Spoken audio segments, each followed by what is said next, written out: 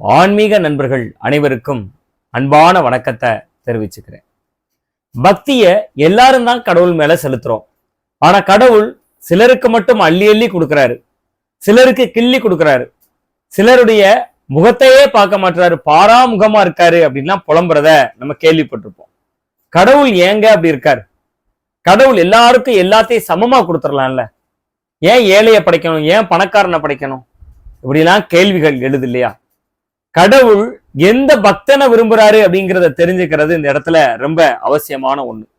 அதுக்கு ஒரு அழகான ஒரு குட்டி கதை இருக்கு.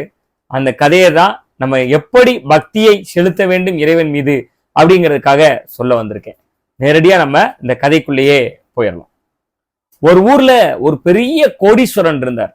அவருக்கு ஏராளமான நிலபுலன்கள்லாம் இருந்துச்சு, பெரிய சொத்து இருந்துச்சு, பெரிய செல்வந்தர். அவர் கோடீஸ்வரருங்கிறதுனால அவர் வீட்டுல கட்டுக்கட்டா பணம் இருக்கும்.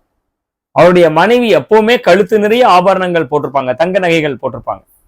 ஏராளமான சொத்துக்களும் அவருக்கு இருந்துச்சு. பெரிய வசதியானவன் தானே, பெரிய கோடீஸ்வரன் தானே. அந்த ஊர்ல இருக்கக்கூடிய ஒருத்தர் வந்தார். யோ, நீதான் பெரிய கோடீஸ்வரனாச்சே, என்ன பசிக்குதியா, சோறு வாங்கித்தாயா அப்படின்னு. என்ன சோறு வாங்கித்தாயான்னு ஏதோ கொடுத்து வச்ச மாதிரி கேட்கிறான் அப்படின்னு பாக்குறாரு அந்த கோடீஸ்வரன். அதான் இருக்கு பாரு ஹோட்டலு, அந்த ஹோட்டல் 50 ரூபா சாப்பாடு, ஒரு 50 ரூபா தாருமையா அப்படின்னு. என்னப்பா இவன், நான் வசதியானவன் தான், கோடீஸ்வரன் தான், ஆத்துல போட்டாலும் அளந்து போடுன்னு ஒரு இடம் இருக்கு, ஒரு வார்த்தை இருக்கு.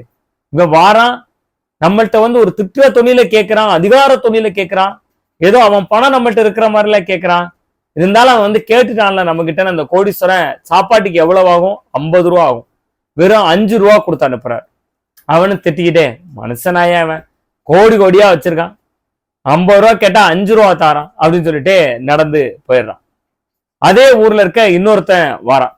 மத்தியானம் நல்ல சாப்பாட்டு நேரத்துல வாரான். ஐயா அப்படிங்கிறான். கோடீஸ்வரர் என்னப்பா அப்படிங்கிற. நல்ல பசிக்குதுங்கய்யா, ஒரு 50 ரூபா தந்தீங்கன்னா வயிறார சாப்பிட்டுக்குவேயா. அந்த எதிர்த்த ஹோட்டல்ல, உங்க வீட்டுக்கு எதிரில் இருக்கக்கூடிய ஹோட்டல்ல 50 ரூபா தாங்கய்யா சாப்பாடு, ஒரு 50 ரூபா தாங்கய்யா அப்படிங்கிறான்.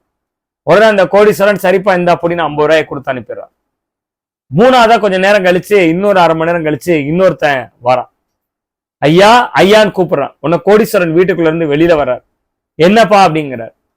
உங்களதாயா பார்க்க வந்தேன், இந்த ஊர்ல நீங்க தான் பெரிய தான தர்மம் செய்யக்கூடியவர்னு சொன்னாங்க, ஏழைகளுக்கெல்லாம் இறங்கக்கூடியவர்னு சொன்னாங்க, யாரு உதவின்னு வந்தாலும் தட்டாம செய்வீங்கன்னு சொன்னாங்க. நான் இந்த வழியா வேற ஒரு விஷயமா வந்தேன். இப்படிப்பட்ட ஒரு உயர்ந்த உள்ளம் இருக்காருன்னா அவரை பார்த்து நம்ம அவருக்கு புண்ணியத்துல கொஞ்சம் நம்ம தேடிக்கோ, உங்க வீடு வரைக்கும் காலடி பற்றாதான்னு வந்தீங்கயா அப்படின்னு. ஒன்னு அந்த கோடீஸ்வரன் உச்சி குளிர்ந்து போனாராம்.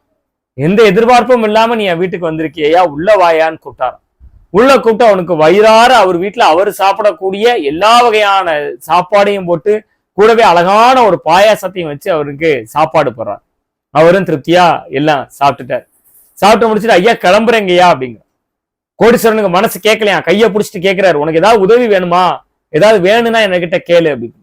உடனே இல்லைங்கய்யா எனக்கு எந்த உதவியும் வேண்டாம். இல்ல நீ மறுக்க கூடாதியா, மறுக்க கூடாது. உனக்கு வீட்டுல எல்லா பிள்ளைங்கள்லாம் நல்லா வசதியா இருக்காங்களா, எல்லாரும் படிக்கிறாங்களா, ஏதாவது உதவி தேவையா? இல்ல எனக்கு மூத்த பையனுக்கு கல்லூரியில பீஸ் கட்ட மட்டும் ரூபாய் இல்ல, ஒரு 2000 ரூபாய் ஆகும். இல்ல நீ பரவாயில்ல இந்த 2000 ரூபாய் வச்சுக்க அப்படின்னு கொடுத்து அவரு அனுப்பியிருக்காரு அந்த சம்பந்தப்பட்ட கோடீஸ்வரர். இங்க அந்த கோடீஸ்வரரா உருவகப்படுத்தப்பட்டிருக்கிறது யாருன்னா கடவுள். முதல் பக்தன் வந்தான், கொடுத்து வச்சிருக்கக்கூடிய பணத்தை ஒரு வட்டிக்காரன் வசூலிக்கிற மாதிரி, யோ குடுமையா அப்படின்னு அந்த கோடீஸ்வரனை பார்த்து கேட்கிறான். அது ஒரு வகையான பக்தி. நீ எனக்கு தந்துதான் ஆகணும்னு வேண்டக்கூடிய பக்தி. இவன் ஒரு 50 ரூபா கேட்டா கடவுள் 5 ரூபா கொடுப்பாரு. ரெண்டாவது வந்தான்ல ஒரு பக்தன், அவன் தேவைக்கு மென்மையான குரல்ல அவன் முன்னாடி சரணாகதி அடைகிறான். அதே நேரத்துல தன் தேவையை நிறைவேற்றும் பொருட்டு சரணாகதி அடைகிறான். அவனுக்கும் தேவையை நிறைவேற்றி வைக்கிறார். அந்த மூன்றாவதா வந்த பக்தன் எதுவுமே வாய் திறக்காம அவனுக்கு அள்ளி அள்ளி கொடுத்தாருன்னா காரணம் என்னன்னா, அவன் அவரிடம் சரணாகதி அடைஞ்சிட்டான். எனக்கிட்ட எதிர்பார்ப்பு எதுவும் இல்லை, இந்த வழியா வந்தேன், உங்களுடைய வீட்டுல உங்களுடைய இல்லத்துல என் பாதம் பட்டால் புண்ணியம்ங்கிறதுக்காக வந்தேன்னு சொன்னான்ல, அந்த பக்தி தான் கடவுளுக்கு பிடித்த ஒரு மெய் சிலிர்க்க வைக்கக்கூடிய உன்னதமான பக்தி.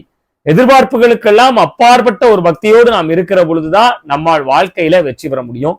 அதனாலதான் இப்போ ஒரு உதாரணத்துக்கு சிவன் அப்படிங்கிற பெருமானையே நம்ம தானுங்கிறோம். அதை பத்தி கூட தனியா ஒரு வீடியோ போட்டிருக்கேன்.